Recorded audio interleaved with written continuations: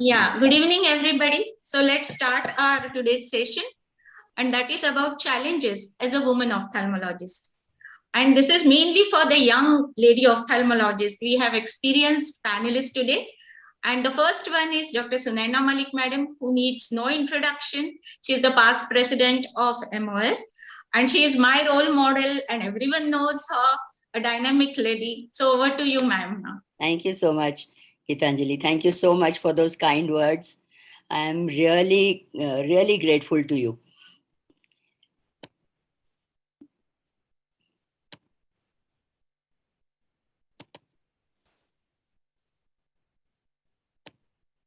I'm just starting my share screen.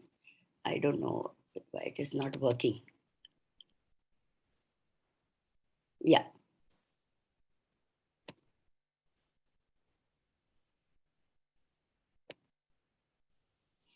Okay. Good afternoon, everybody. And thank you so much, Gitanjali, for giving me this wonderful topic, because as soon as you told me about it, I loved it. And I must thank Ragini and the scientific committee in particular for giving me this, because, it took me back into my past. And my childhood was very strongly influenced by my father and my grandmother, who we used to call Pabiji. She became a widow on the night of August 1947, and she came with 14 children to India from Pakistan, from Lahore. My father, who was a GP in Nagpur, was very modern in his thinking and outlook. So he brought me up just as he would a son. And because I was the first child of the eldest brother, you can imagine how pampered I was. I was really pampered to bits, as I would say. And he gave me full encouragement to do everything that I wanted to do. He said, just do it, you can. So that's where I think I got that confidence from. And he was very proud of me also, as I was always a topper right from school days. I think he's the reason for my being strong, bold, and confident, even if I say it myself. And moreover, I always wanted to be a doctor because of him, because I would see him seeing patients, and I would always play with my doctor set, put the stethoscope on my dolls, and auscultate them, put the thermometer in their mouth or under their arm, and so on. So it was always being a doctor. These are the two people who have influenced me, my grandmother, my father. My journey into ophthalmology. The moment Professor Ishwar Chandra taught us acute iridocyclitis, I think I fell in love with ophthalmology, because he taught it so beautifully. And when I went back after the lecture and read up Parson, I couldn't find anything of what he had taught us in the book. It was only later, when I was doing my PG, that I realized that he was teaching us that day as undergraduates from Duke Elder. Imagine the greatness of this teacher. And this love affair with ophthalmology is continuing even today. But due to certain reasons, which I won't go into, my ophthalmology marks weren't very good. So if I didn't get the ophthalmology house post with my own batch, I wouldn't be able to at all with the next batch. And this is where Lord Tirupati enters. This is a small story which I must tell you, and I'll keep it very short.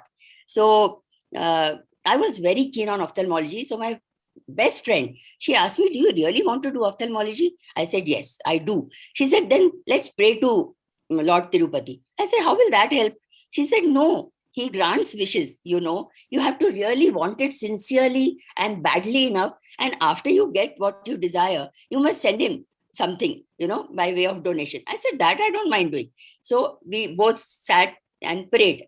And you won't believe that there were 8 people ahead of me who had opted for ophthalmology house post. One by one, all of them got deselected because of certain reasons or the other, and I got the house post. And that's how I became an ophthalmologist. So my faith in Lord Tirupati is, goes a long way back. We invoked him again when I was choosing my husband, because my friend again asked me, do you really want to marry this guy? I said, yeah, it'll do now. I'm fed up of seeing guys. Enough. I'll marry this guy. So again, we invoked Lord Tirupati, and again the same thing happened. Yeah, yes came from their side. My entry into government service. The one and only person to thank for this is my husband, Dr. Anand Malik. He had the foresight to guess rightly that the only way for me to get into GMC Aurangabad was to get a lecturer's post elsewhere, because I would never have been allowed to join a lecturership in Aurangabad directly. The MAD was very strong at that point of time. Like a gift from God, a vacancy came up in VMMC Sholapur, and because I was already a diploma holder, I became a lecturer there in February 1979. There's a story in that too, but let it be. And I got transferred to Aurangabad in August 1979. The rest is history. My entry into MOS, this is also interesting. All credit for this goes to Dr. Sadashiv Athavale. My very first MOS conference outside Aurangabad, it was in Kolhapur. And just before that, he had visited our home along with a surgeon from Jalgaon who came to meet my husband. I was also introduced to him, and he told me, I don't see you in MOS. So I said, no, sir, with small children, I don't get to go. He told my husband, next conference, you have to see to it that you send her. And my husband told me, ab to teko jana padega. You have to go. So we went all the way to Kolhapur from Aurangabad. Those days, it was not easy traveling. And as soon as we went into that conference, he told me, you have to attend the managing committee meeting. I said, sir, but I'm not a managing committee member. He said, you will become. And I became a zonal member for Marathwada, one of 3. Can you imagine at that point of time? He said, yes, she is going to be a zonal member for Marathwada, and nobody raised a voice against him. That was how things were those days. So I was very happy. From then on, joint secretary, honorary secretary for 2 years, my first vice president election in 2000 at Sangli, 3 more unsuccessful elections followed, a bout with breast cancer in 2017, which was the year I became second vice president of MOS, unopposed, thanks to so many people. It would take a whole webinar to list all those people, and it was my dream come true. Believe me, I had always wanted that, but I thought that maybe I'm going to go up without realizing this dream. But God had something else in mind. My presidential year and Corona. My year began with much fanfare and grandeur at Nagpur in 2019 October. 3 MEs, 3 CMEs, and 1 POS conference later, lockdown. Then began a series of very successful webinars along with NTOD, culminating in a highly successful MOS Vircon 2020. Full credit goes to my team of Drs. Vardhaman Kankriya, Pritam Saman, and Santosh Bede, who assisted me so ably, and we could do so much. This is a picture of me in Nagpur. The highlights of my presidential year. There were many firsts to our credit. First time webinars were introduced in MOS. First time MOS membership updation was done on a massive scale. First time new membership numbers were given, which wouldn't need any change for the next 10 years. First time total online elections were held with a record number of 1,200 plus members voting. First time MOS PGIIO, a professional indemnity scheme, was introduced. The first MOS virtual conference, MOS Vircon 2020, was held. Looking back, I feel immense satisfaction of having achieved what I did. And I think I have achieved something. Immense gratitude to God, my immediate family, my friends and colleagues for all their help and support, and an immensely satisfying feeling of having been able to achieve my potential, which I think everybody, not only women, everybody needs to do. It's not just women who need to realize their potential, even men need to. A sense of happiness of having touched so many lives in so many ways. I think this election campaign gave me back a lot more than I gave to it, because I came to know from so many people what they think about me. It was really nice. I really enjoyed it. A sense of having given back to society what I got from it. Thank you so much. Wish you all a very sparkling Diwali. Thank you. Thank you, madam. Thank you for this. Always wonderful hearing to you. And you are so motivational and inspirational as always. Thank you so much. I'm just, is Dr. Ragini madam joined? I don't see her, so maybe I'll take my talk first. Please, And go ahead. Yeah. I would like to share the screen.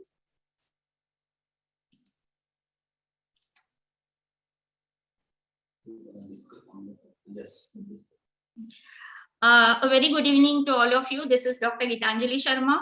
Madam just mentioned that her presidency of MOS and the pandemic started together. So the same thing happened with me as well as the president of Pune Ophthalmological Society. But madam, I would say you were much more fortunate because at least you got a few months in hands where you could do something physical. For me, it was exactly the whole thing went on virtual. Saying so, it was a wonderful year for me. And so I would like to talk about COVID times, a new challenge. When you consider about doctor women, we have history like Anandibai Joshi, Dr. Rakhmabai Raut. They are our inspirations. When I took ophthalmology as specialty, the most popular branches were gynecology, anesthesia, pathology. I was already married and I was already a mother when I opted for ophthalmology. And everyone said, yeah, that's the best branch because there are no emergencies for you. Believe me, in last 25 years, ophthalmology evolved more than any other specialty. And it was so challenging to convert yourself into newer technical knowledge, surgical techniques, instrumentation changed, laser refractive became a specialty. Learning was a big challenge, and especially with family responsibilities. I could not go for a long-term fellowship because by that time I had another child, so I was mother of two. But COVID attack was something a totally different new challenge for me. It was unexpected. It was unknown entity. Even today, I would say not many scientists know 100% about this virus. It was an invisible enemy. It was unimaginable. We had many challenges. There were hospital challenges. There were challenges at home. Economical crisis happened. There were health challenges and there were mental stress. Women in ophthalmology had given different kinds of roles during COVID pandemic. There were deans of various medical schools, institute heads, heads of the departments, there were faculty, there were private practitioners like me, and there were resident doctors as well. And everyone gave the best possible thing during COVID times. Ophthalmology challenges include red eye, which were not getting resolved easily. There were dry eyes, there were cranial nerve palsies, there were vascular occlusions, there was mucormycosis, a big challenge. And nowadays we are seeing so many white cataracts, hypermature, stony hard cataracts. But I think these challenges were easy to tackle for us because we were all expert in that. The main challenge were the practice challenges, safety of us, safety of our staff, and safety of our patients. It was very difficult to use 2 or 3 masks with a shield when it used to cause fogging and still do the retina examination. Staff issues were many. When the lockdown started last year, if you all remember, many of the staff were removed from their residential societies. I mean, the society wanted the healthcare workers to give services, but at the same time, they felt they were risk for them. So they were removed from their residential societies. These problems we handled in a different way. I think that was the time when I developed more strong bond with my staff and we formed more like a family. I encouraged them that this is the golden opportunity for us. We are the corona warriors and we should give our services. And my staff, till today, they are all with me. In fact, there are additions and nobody has left. Online consultation was another challenge. Till then, we were already giving a lot of advices on telephone to our friends and relatives, but this became legal. We had to learn the legalities of online consultation, about the consent, about the audiovisual thing. There was no face-to-face communication. This was another challenge. Just see this photo of mine. Nobody knows whether this is a lady or a man when you see one in PPE with the face shield and mask. Now we have our personality, to convince our patients. That was totally gone. So here we have to convince our patients only with our skills, especially with my pediatric patients. This was more important because I didn't want them to get scared of me. And I did take that challenge. Most of the doctors, most of the ophthalmologists have taken that challenge. We are tough women. Remember that. We all are very tough women. And so I salute to all doctors and all women ophthalmologists. Now, there were personal challenges, especially at home. As you all know, there were no maids, no cooks. And then we were working in the hospitals. There were software professionals, they were working from home. Teachers were working from home. So for them, it was easier. For us, it was difficult. There were online schools for children. I always believe that parents must take active interest in children's education, but online school was totally different. And our ladies did take that challenge as well. Hubbies in kitchen was another stress. Suddenly, most of the husbands started doing something in kitchen. For them, it was hobby. For us, it was a challenge because there used to be a lot of pasara later on, which we had to manage. I come to mental stress. There was fear of unknown, children's education. There were no entrance exams. So those teenage students, teenage children have a lot of mental issues. There was stress on them. Mothers had to tackle with that stress. There were a lot of health issues like dry eyes, backache problems, and other issues. We managed those. Psychological issues in children were very, very important because of online schools. They were not playing with their friends. Socialization was less, and they were always on their mobiles. So being continuously on mobiles had another problem, psychological issues among children, and all mothers had to tackle with them. Elderly lockdown at home. Our parents, our in-laws are used to going for walks, going to temples, going for satsangs, going for laughter clubs. Everything stopped, and they developed that kind of fear. Second wave gave another important mental stress to all of us, and that was death of our colleagues. I remember as president, the toughest job for me is to organize the condolence meetings. So that stress also we had to manage.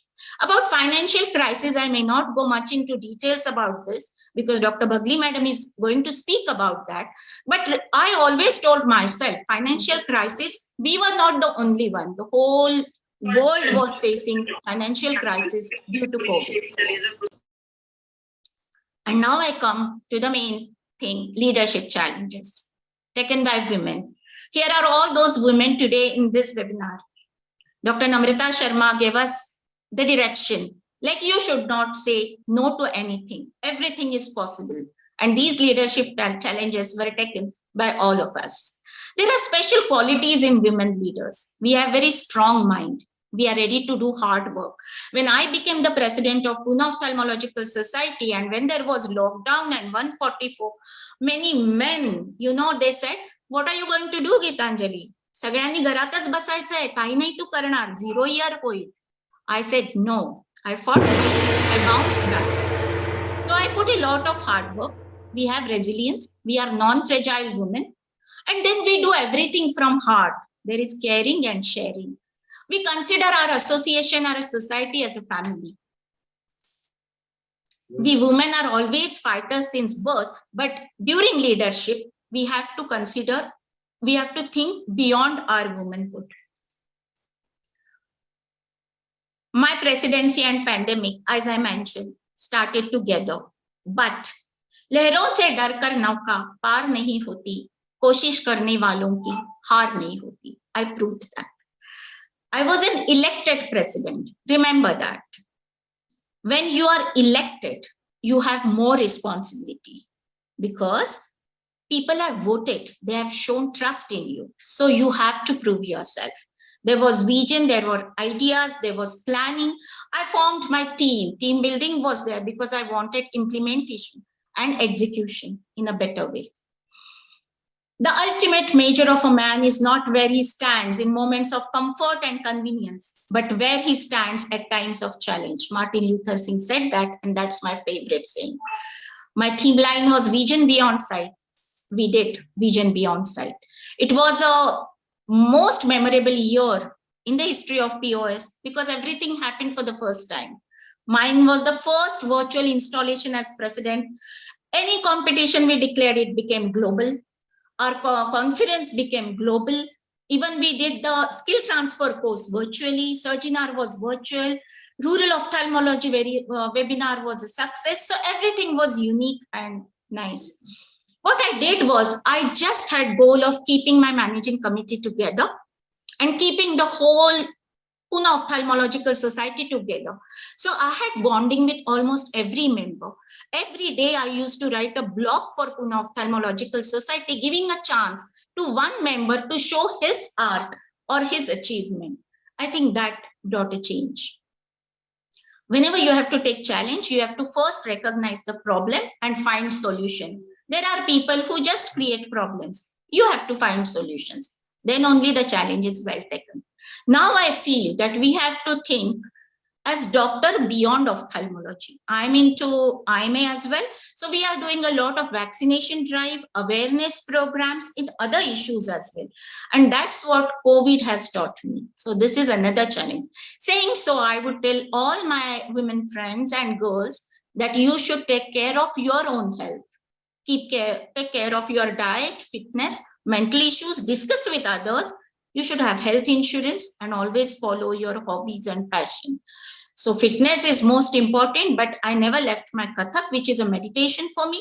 And my poetry is my introspection or self-realization that gives you peace of mind.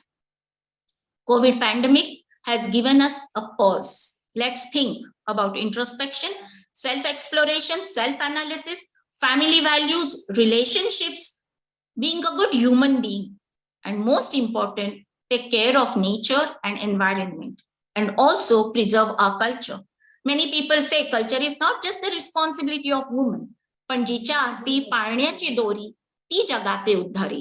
त्यामुळे आईनं ही responsibility घेतलीच पाहिजे and we have to maintain our culture. I believe in Bhagavad Gita. I always suggest that please read Bhagavad Gita. It gives positivity, it gives love, it gives peace. Thank you very much for patiently listening to me. I must say, this slide I must explain. That's my daughter. She is a physician endocrinologist in the USA. She was giving her services in COVID times over there. I was giving my services here.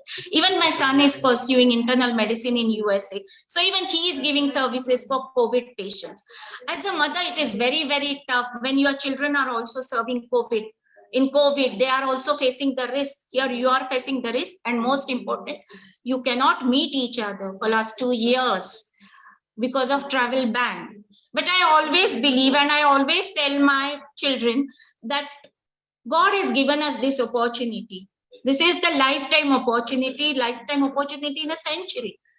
We are the selected fortunate ones. So let's give whatever we have to the society. And that's how we believe in.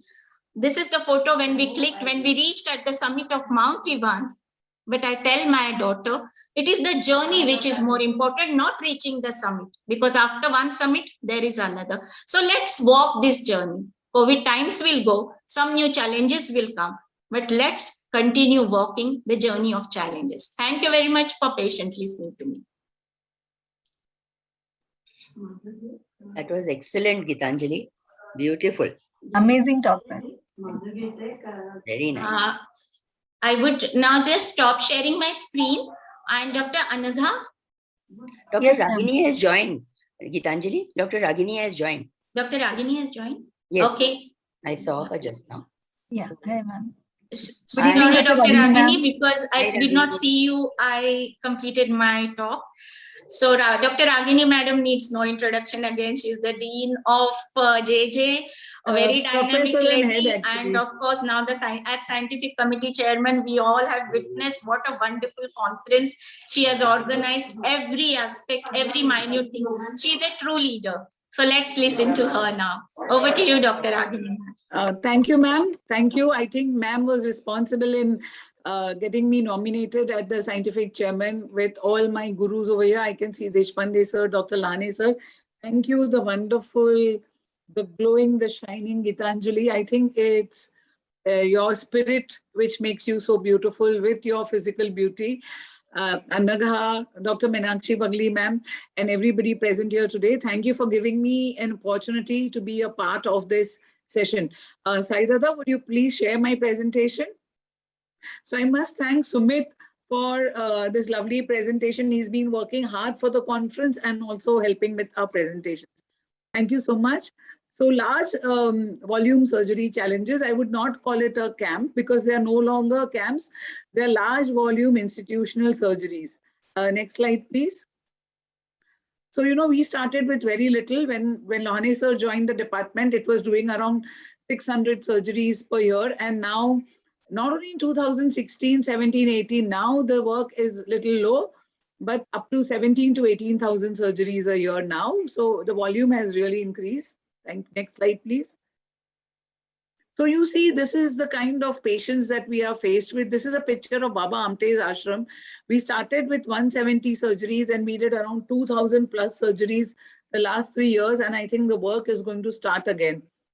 Patients come with a lot of expectations and in huge crowds waiting for us the whole year. Next slide, please. So who will treat them, We need to be aware that these are the people who are in very rural areas with very few ophthalmologists in that setup or with a few kilometers radius around it. Yes, next slide, please. So, you need, there has to be a constant will to reach out to more people. Yes. And everyone cannot come to you because these people have this phobia of catching a train, coming to large cities, and they are scared. They don't know how to reach a city. So it's important that the people who are scared to leave their small little town or village and have never gone anywhere, so it's important for us to reach them. The only way we can reach them is go to them. And it was called camps earlier. They are no longer camps. They are no longer in makeshift rooms or OTs. They are proper certified OTs and a large institutional surgery procedure. Next slide, please. So we do two types where, where patients from very rural areas who are far off are brought to JJ. And because, like say for Uran, we have been doing 3 camps per year for the last 20 years in Uran, and they can come to the institute. We don't need to shift 40, 50 people over there. It saves a lot of time, energy. So people who are able to come to JJ, like Karjat, Kasara, Dhanu tribal people are all brought to JJ. And where the camps are very far, 500 kilometers, we go to them and we operate at the base hospital. Next slide, please. So what are the most important part of these last large volume surgeries? So I think when I joined and when sir and I started doing surgeries, Dr. Lani sir is my guru. So it's always assumed that, when you're outside, it's a training camp, or you experiment on the patients there.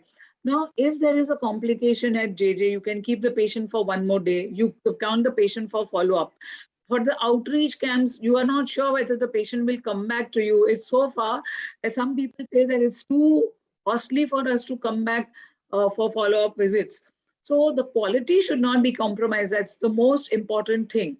So we need to create the same protocol and the operation theater that we have in tertiary care centers so that the quality is not compromised. So how do we go about doing that? Next slide, please. So, we decided to take everything and that required, so we have microscopes. I remember when I was practicing, I had a 1FR microscope, which my dad bought for me in 97. And when I stopped practicing, he gave it to JJ and we still operate on it. So we don't compromise. We take our microscopes, we take our chairs, we take around 50, 60 set of cataract instruments so they can be autoclaved and given back. Disposable, everything. I mean, we carry things in thousands to the camp. It may be 10,000 10cc syringes, that many gloves. Next slide, please. So when you are transporting, especially in India, to around 1,000 kilometers, then you have to carry it in a dust-free environment. The first few trunks, we travel like the military with these trunks. As you can see that, and why do we need to carry? Of course, things are available in Varora, things are available in Nagpur, but we need them in large bulk. They may not have 10,000 syringes. They may not have the quality of polydrape that we want. And they may not have 2,000 polydrapes. Of course, the shops will have, but it is few because they don't have that volume of patients. That's why you need to take everything. It has to be checked. It has to be checked for expiry, clean, the quality, packed, cling wrapped. And I always say that I'm the best packer and mover that's available because I need to supervise everything and see to it that not a single mistake is made during the packing, because then there's no time during the large camp that we do. So this is very important. Next slide, please. So we have trucks to transport, and you won't believe it that it's not only the saman which is clean, but the truck also needs to be cleaned and sanitized and covered properly with a large black sheet below and above and around, so that the things go safely. So it involves a lot of efforts and lots of micromanagement and planning. Next step, next slide, please. So what about the OT structure? The OT is certified, prepared, civil work is done. Next slide, please. And everything is as per as the guidelines. So, it is in a proper certified ophthalmic theater. Next slide, next, please. So it has to be inspected and prepared by a senior ophthalmic surgeon. So when we are doing large volume surgery, these OTs are certified by sir and me and prepared. All the swabs are sent, civil work.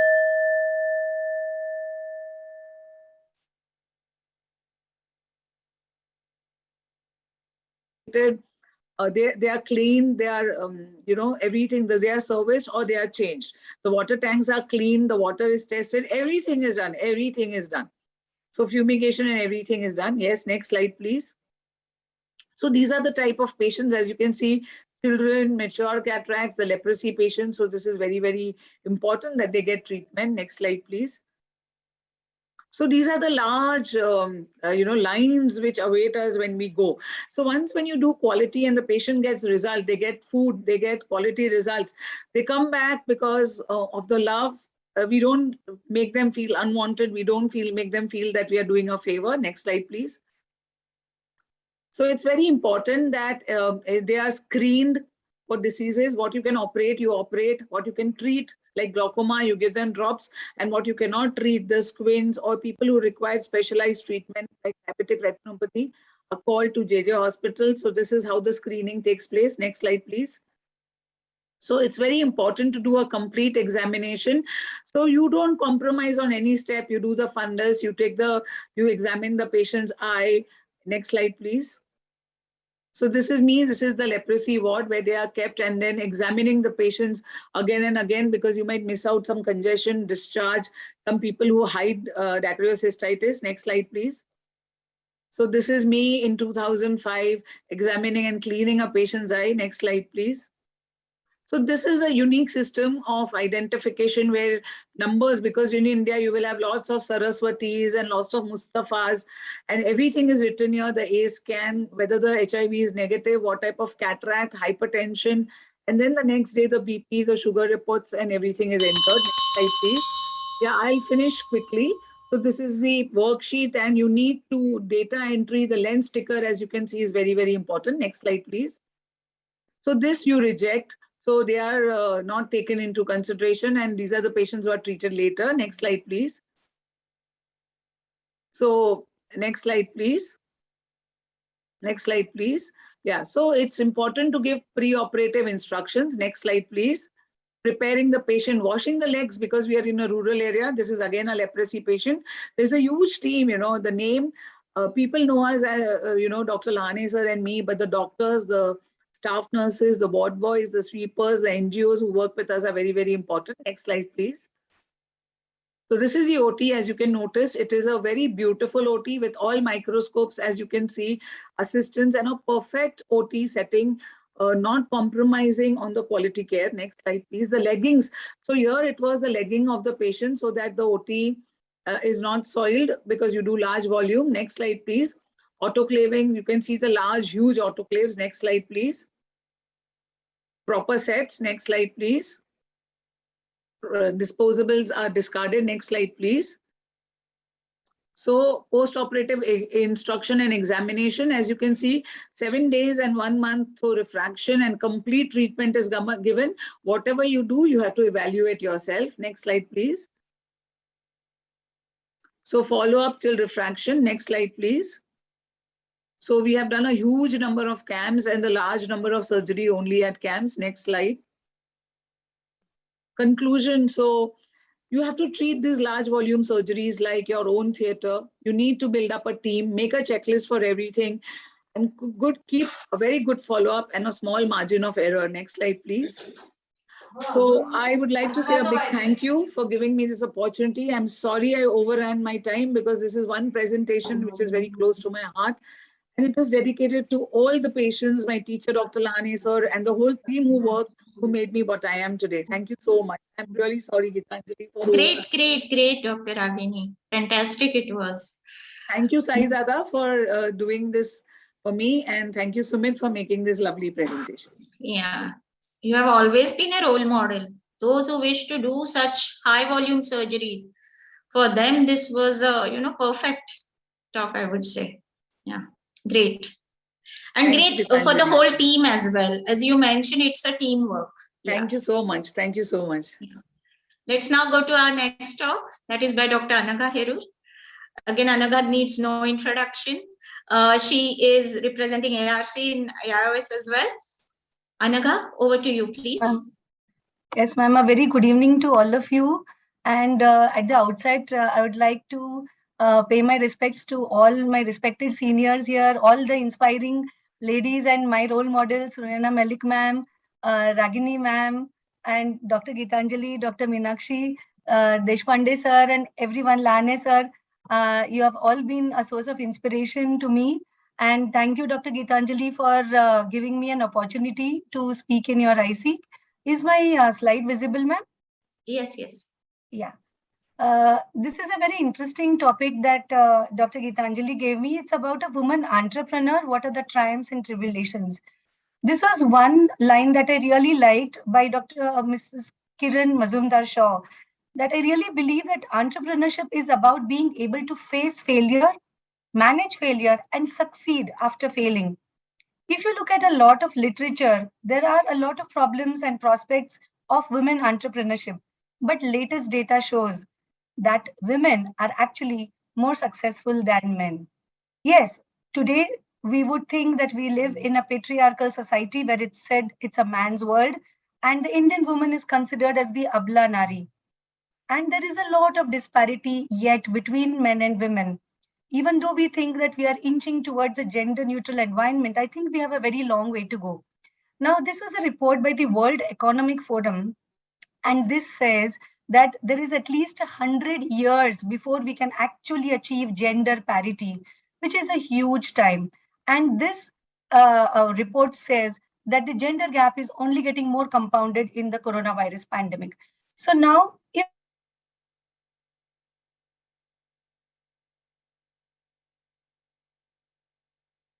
is you need to have passion, you need to be hardworking, you need to have the self-confidence in yourself, you need to have a vision and have excellent communication skills, have administrative capabilities, being tolerant to all the problems, being a problem solver, and have a risk-taking ability.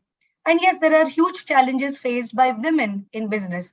Now, if you look at the need for women entrepreneurship, the most important thing is, why does a woman want to start her own business? The thing is, she wants to set up her own identity. She needs to be independent. She knows that she has a bright future. Her confidence and positivity increases because of that. With her business, she creates greater employment opportunities. She makes better use of her education, awareness, and with the support of her family members, she develops an equal status in society. But yes, there are a lot of problems like lack of motivation, confidence, no financial support, a lot of gender discrimination, which is being done even today, and harassment. If you look at the problem of finance, a lot of times women may not generally have that much property on their names, which is actually required as collaterals when you go for a funding from the bank. So banks may consider women less creditworthy than men. Many enterprises started by women may fail because of this. They may face stiff competition not only from the organized sector, but also from their male counterparts, because they may lack the organizational setup required for starting their own business. Now, this was a lovely line. When someone says, you won't do this because you are a girl, I can't rest until I do that. And this has been so inspiring. Now, limited mobility is one more problem that women entrepreneurs face. The problem is you cannot really move around a lot just like men, because you are tied down to your family. A single woman, for example, asking for a room is still looked at with suspicion. A lot of times, officials have a very humiliating attitude towards women, which compels them to give up the idea of starting enterprise. Most of the times, women are supposed to be just family women. Like you are basically a housewife, so you need to look after your in-laws, your children, your husband, look at what's happening in the kitchen. So it's very rare that a family would actually approve of her going out and starting her own enterprise, missing out on the family responsibilities. So the support and approval of the husband almost seems as a necessary condition. So it all depends on the educational level and the family background of the women when they enter into business activities. It's very, very difficult, dear friends, to actually balance your family life, social life, as well as your professional life. More than anything, there is a big gender pay gap, not only in India, but also in developed countries like UK, for example. Female doctors are paid 34% less. And this is not just now. If you look at this graph, right from 2006 to 2016, things have not changed. If you ask women if they are feeling financially more empowered, look at this statistics. Even in 2019, larger number of women say that they are feeling less financially secure. If you look at the average loan sizes, you can see that women are funded 31% less than men-owned businesses. So in all, you look at the financial prospects, it becomes a more uphill task for women. If you look at this, who wins the money matchup, men versus women?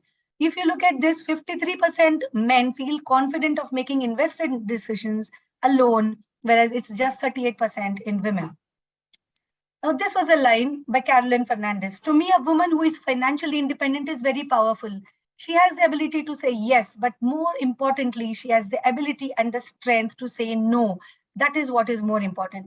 So if you look at factors that motivate women to become entrepreneurs, yes, you get good social status, you get your own personal identity, you become a role model to others. But more importantly, you get to understand, learn to face new challenges and growth. Female type leadership is required, and in COVID times, it has been found that yes, resilience, courage, flexibility is all that is so more important.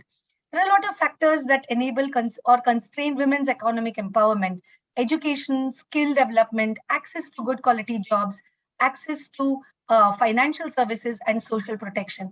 So if you look at women empowerment, me in my hospital, we made a conscious decision to have an all-women team. It was an uphill task, and when I started practice, I was not only looking after practice, my in-laws, the family. It was a very difficult job to do. But as an all-women enterprise, we really benefited and we focused on our strengths, having better social skills, better team players. We think females have are better communicators, and we use influencing skills rather than authority. Probably women are naturally good at multitasking. We value work-life balance more. We handle crisis situations probably better. And probably we view work more holistically than only financial returns. If you look at special needs in healthcare, women are generally more soft-spoken, empathetic, great listeners, less aggressive, and hence high emotional intelligence, which relates to our patients. As a woman leader, definitely there are a lot of criticisms that we face. For example, if a man is considered aggressive, a woman is considered pushy.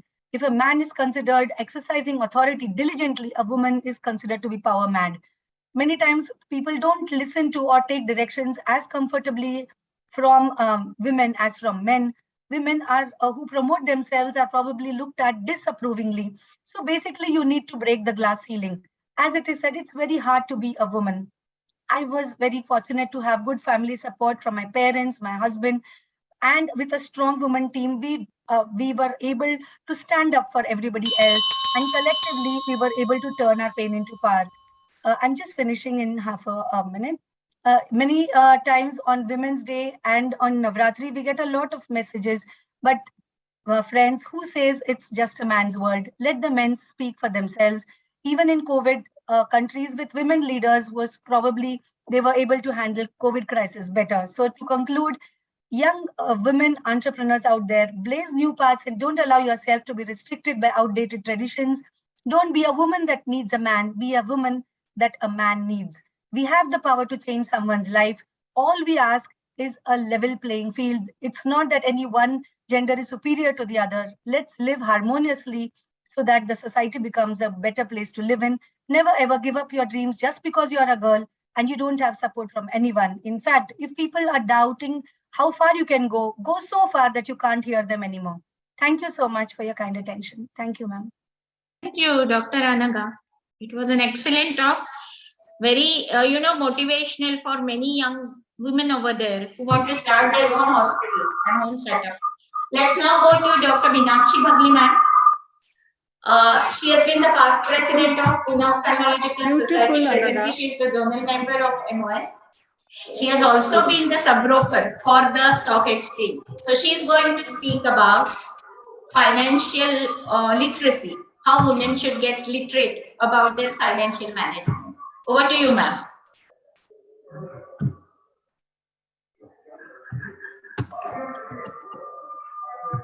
Just a minute.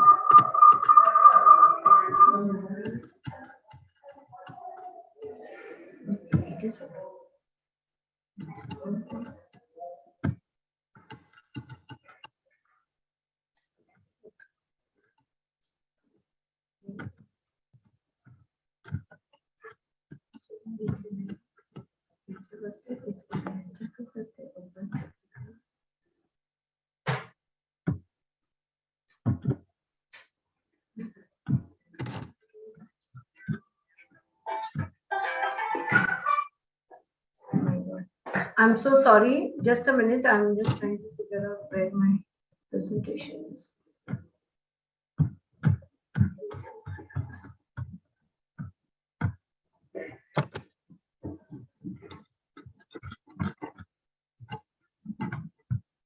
Meenakshi?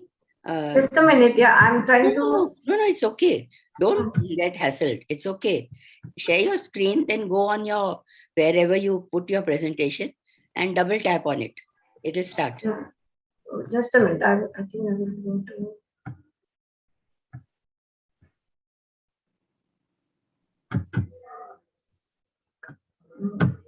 No? You're not able to? No, I'm not able to. Can you bring it to your desktop? Can you bring your presentation onto your laptop screen? Then it becomes easier to share it. That's what I generally do, actually. Try. Find your presentation, bring it to the screen. I think Gitanjali and Anaga are with you, na? So, Yes, madam, I'm trying to help her. see if you can help her. Where is the presentation, madam? Oh, it is on the desktop. So open your desktop, please. It might be in recent, if you have prepared it recently. Can you see? Can you see? No, you haven't shared yet. Have you pressed or have you clicked on share screen?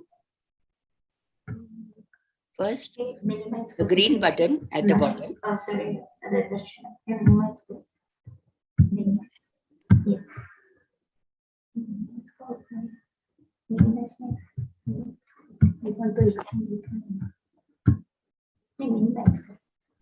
to minimize.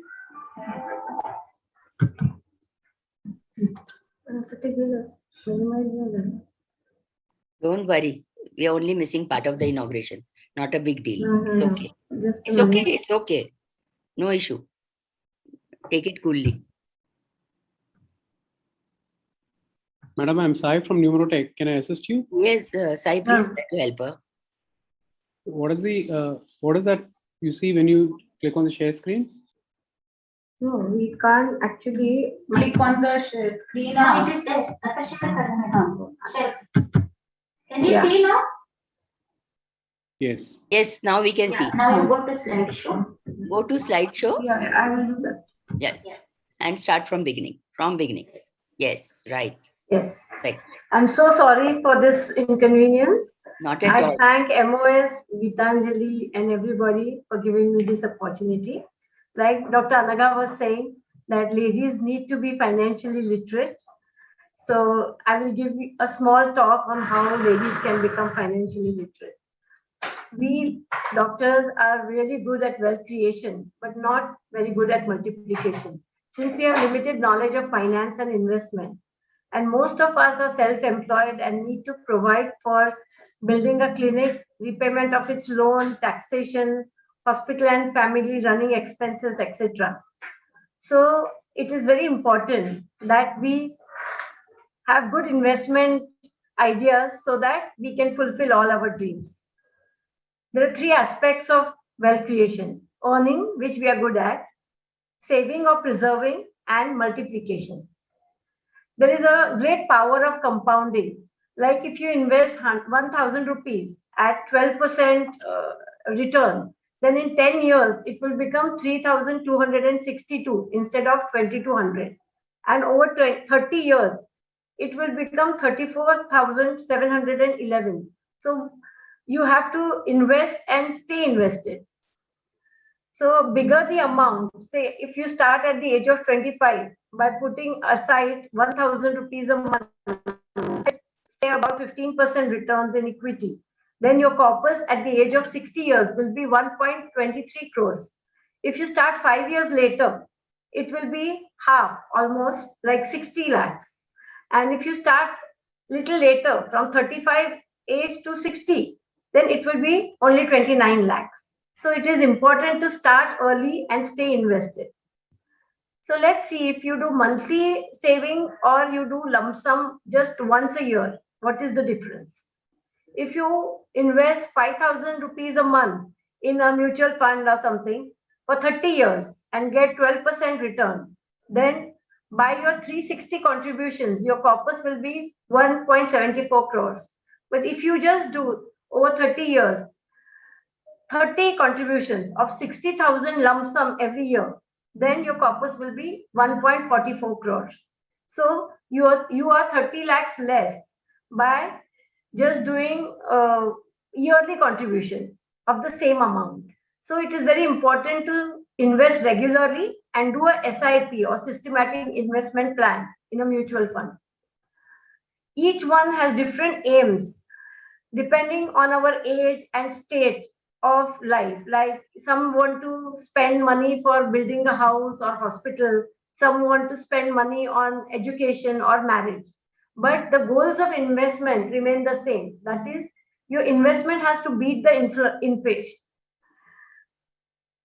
There should be less difference between pre-tax and post-tax returns. You should be able to protect your wealth, and transmission of wealth to the next gen is smooth. So let's see what is inflation. Inflation is the rate at which currency loses its value or purchasing power. We are seeing that every day by hike in the petrol prices. When government says that there is 6 to 8% inflation, they are giving 50% weightage to food items. Whereas for us elite class, where we want higher education, leisure, holidays, the lifestyle inflation goes up by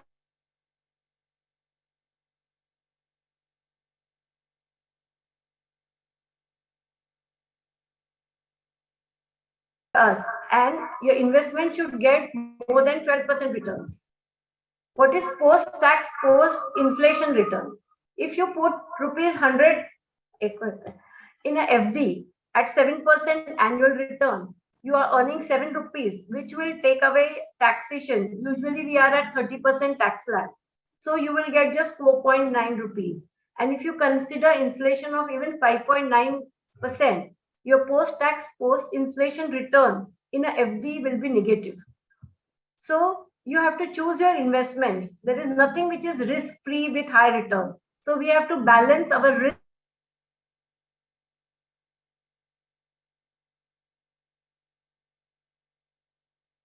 Asset creation products, and some are asset protection products. The asset creation products are financial ones like fixed deposit, direct equity, RBI bonds, PPF, mutual funds, etc. Some are physical assets like real estate, physical gold, diamond, silver, platinum, jewelry, and certain alternative assets like REITs or hedge funds or gold ETFs instead of physical golds. And there are some asset production products like insurances, personal health insurance, Mediclaim, term life insurance, professional indemnity insurance. All this will protect your wealth. For your stocks, there are certain hedging products. So let's see in different asset classes, what kind of returns have you got over last 37 to 38 years? Fixed deposit have given around 8.4%, gold has given 10%, silver 9%, Sensex has given 18% appreciation and cash diminishes with time. So over from the history, we learn that doing investment in equities or equity related mutual funds, etc. is best. Then is gold, then silver, and then fixed deposits.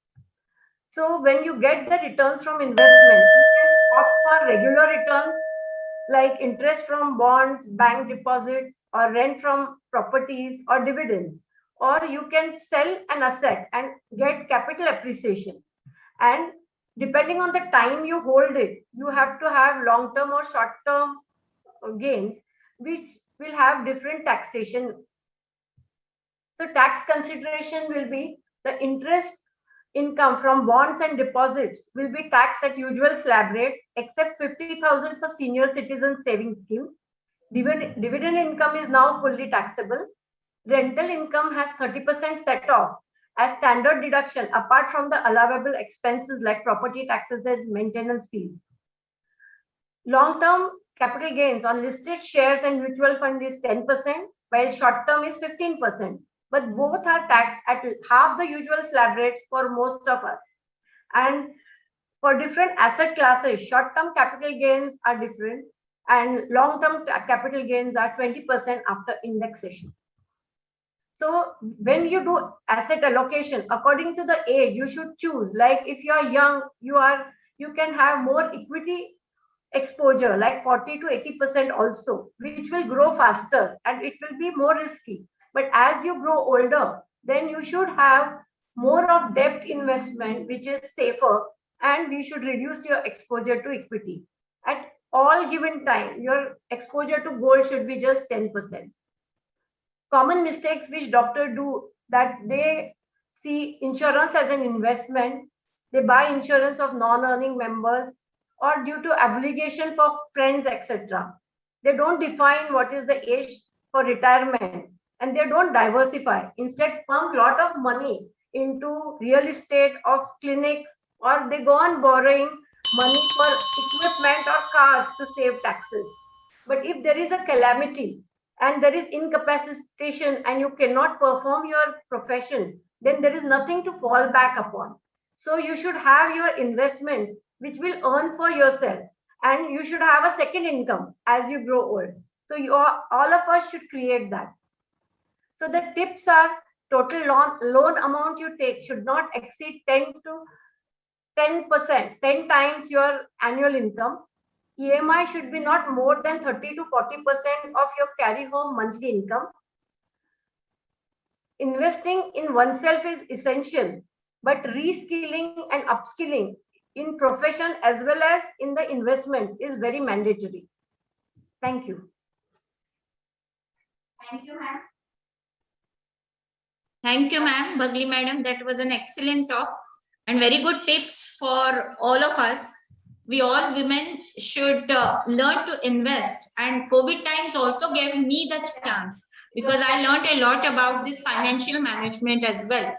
Usually we like to invest in gold and diamonds, but as madam had said, that should be the third priority if I'm not wrong, ma'am. Yes. So I would like to thank Sunaina Malik ma'am, Ragini ma'am, Dr. Bagli madam, Anagha, and everyone who contributed for today's webinar and this session. Women are always taking up challenges and they would take up the challenges. Women ophthalmologists have proved themselves already and they will keep on proving themselves. Thank you, ma'am. Thank you so much, Gitanjali, for giving us the opportunity. Yes, thanks a lot, Gitanjali. Thanks a lot. Bye. Bye, everyone. See you.